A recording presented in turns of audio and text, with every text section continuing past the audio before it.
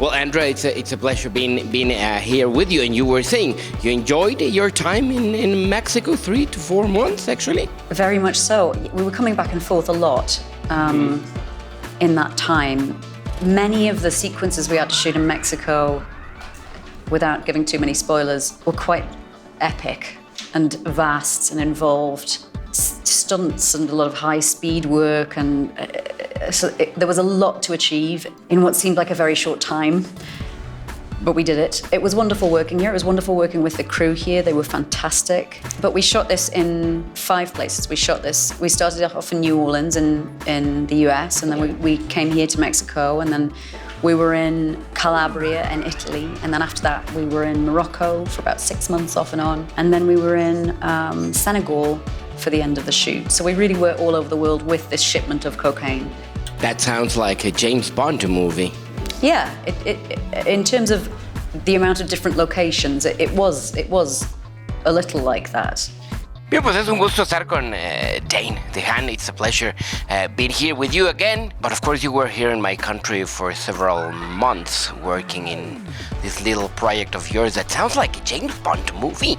I mean, you've been all over the place. So tell me, which of the countries you were working for this series was like more different or surprising for you?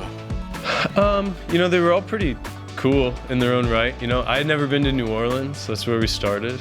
New Orleans was awesome. Then I think I came to Mexico. I filmed in Veracruz, which is where we filmed all the stuff on this like shipping boat, and that was really fun and exciting. We were up all night out at sea on this giant shipping boat. That was really crazy. And then we went to Morocco. We were in the Sahara Desert, which is amazing in its own right and mind-blowing, and completely different culture and environment. And we were in Casablanca, which was interesting, but maybe more similar to what I'm used to. And then we went to Dakar, Senegal. So it's hard to compare all of these places because they're so different, but to get to experience them all was a true gift for sure. As producer, when they say you gotta do some scenes in Mexico, in a boat out there in the sea, States and Africa and Italy, it's like a nightmare for any producer, right? Do you know what? When we thought about making this series, that was our starting point. And in fact, when Stefan and I went to LA and we started to pitch the show, everybody thought we were crazy. But it was fundamental for us to approach this story by shooting in practical locations. So every place that we have in our story, we actually go and we shoot there. It was an artistic choice, it was a stylistic choice, and we put that above all else, knowing that it would be a production nightmare. I think it is really unique to work with such an international cast of actors. I think that's one of the things that sets this series apart, is we have actors from all around the world in a way that's never really been done before. The cast on this is more international than anything I've ever been a part of. The locations are from all around the world.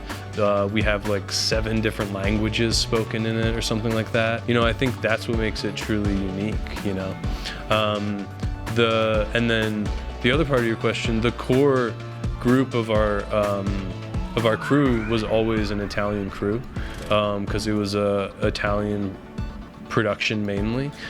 So there were a bunch of people that went along for the entire journey all around the world, and then we hired local crew as we went along. Generally were great and had the same basic jobs because the Italian crew was mostly in charge of everything else. I don't know if that happens to you, but in this kind of profession, as reporters or even actors, when you find out about new project, it's I want to know more about it. I want to investigate about it. So did it happen to you when you find out about the series, the issues it is attacking, your character? You want to find out more? Were you shocked of what you were reading and learning?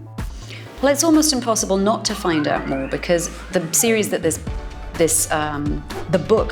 series is based on is called 000, and it's Roberto Saviano's journalistic novel about the cocaine industry all over the world. He's Italian, so it centers there, but it's an exploration of how it really touches human life in many ways. That being our first point of contact with this industry immediately gave me a new relationship to what I had ever been told the cocaine industry looked like before by my industry, by the film industry. I like that this wasn't sensationalized, it's not glamorized.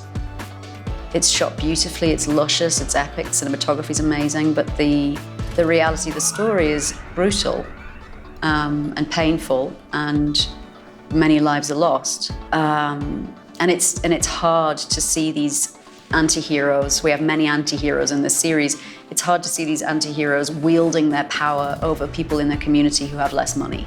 I have always thought that was very accurate, very honestly represented to the best of our knowledge. It's so hard, probably happens to you Italians, sometimes for Mexicans. Okay, now again we have another show of something based on narcotraffics and drugs and everything. And Italians, again, they have this mobster kind of thing. But in the end, that's real life.